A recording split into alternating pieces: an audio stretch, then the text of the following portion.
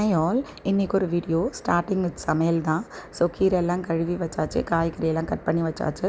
So ஏன் இதை நான் சொல்கிறேன்னா, என்னை விட பெஸ்ட்டாக நீங்கள் யாராவது டைம் மேனேஜ்மெண்ட் பண்ணுறீங்கன்னா கண்டிப்பாக எனக்கு ஷேர் பண்ணுங்கள், ரொம்ப யூஸ்ஃபுல்லாக இருக்கும். ஏன்னா காலையில் எழுந்திரிச்சு நம்மளும் ஒர்க்கிங்கும் போது நான் இந்த மாதிரி தான் 2 கடாயில் அட் அ டைமில் வந்து சமையல் செய்வேன். அப்புறம் இண்டக்ஷன் ஸ்டவ்வும் யூஸ் பண்ணிப்பேன்.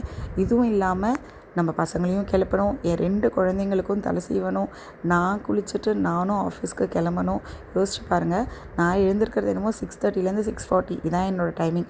இதுக்கு முன்னாடி எழுந்திருக்கிறதுக்கு வாய்ப்பே கிடையாது. பட் ஆனால் 8:05க்கெலாம் வீட்டை விட்டு வெளியில் கிளம்பிடணும். எப்படி சமைப்பேன், எப்படி செய்வேன்லாம் எனக்கு தெரியாது. பட் ஆனால் கடன்னு சமைச்சிடுவேன். டேஸ்ட்டும் நல்லா தான் வரும்.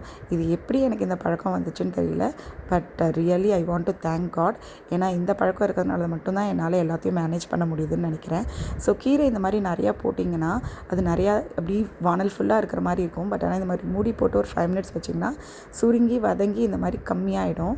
இந்த ஸ்டேஜில் உப்பு போட்டாலும் சரி, இல்லை அரைச்சதுக்கப்புறம் போட்டாலும் சரி, ரொம்பவே நல்லாயிருக்கும். ஆனால் இந்த ஸ்டேஜில் வந்து ஒரு நெல்லிக்காய் சைஸ் புளி ஆட் பண்ணால் தான் இது டேஸ்ட்டே கொடுக்கும். இது ரொம்ப பெரிய இதில் ரொம்ப சிம்பிள். பூண்டு, காஞ்ச மிளகாய், வெங்காயம், தக்காளி, கீரை, புளி, அவ்வளோதான். வதக்கி அப்படியே அரைச்சி ஒரு தாளிப்பு கொடுத்தா கீரை துவையல் ரெடி.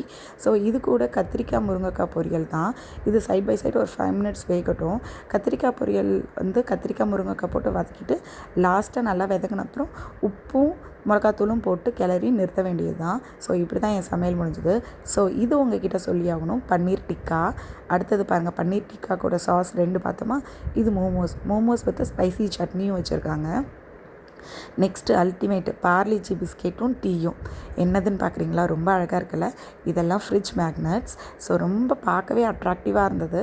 இது நாங்கள் பாண்டிச்சேரி மணக்குள விநாயகர் கோயிலுக்கு போகும்போது அங்கே இருக்கிற ஒரு ஷாப்பில் இருந்தால் வாங்கியிருந்தேன். கண்டிப்பாக கீழே இருக்கிற ஒரு ஃப்ரிட்ஜ் மேக்னெட் பற்றி சொல்லணும். அது என் பொண்ணு தான் பண்ணால். அவள் வந்து ரொம்ப இன்ட்ரெஸ்ட் எடுத்து இந்த ஆர்ட் ஒர்க்லாம் பண்ணுவாள். ஸோ உங்ககிட்ட நான் அதை காமிக்கல, அதை பற்றி சொல்லலைன்னு அவளுக்கு ரொம்ப வருத்தம். என்னை சொல்லி இன்சிஸ்ட் பண்ணதும் அவள் தான். ஸோ அந்த red and yellow art work அவள் தான் பண்ணாள். இப்போ நான் உங்ககிட்ட ஷேர் பண்ண போகிறது என்னுடைய 4th ஸ்டாண்டர்ட் பொண்ணு வந்து அவள் ஆர்ட் ஒர்க் பண்ணியிருக்கதை உங்ககிட்ட காமிக்கணும் அப்படின்னு சொல்கிறா. அவள் எந்த ட்ராயிங் கிளாஸும் போனதில்லை.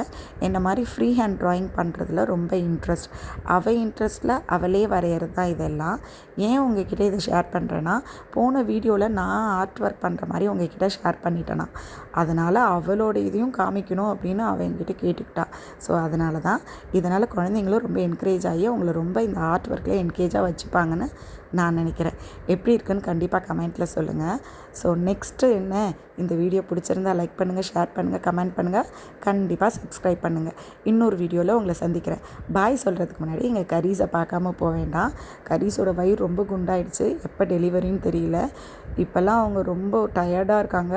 ஒரு சில நேரம் கோவமும் படுறாங்க. பாய்.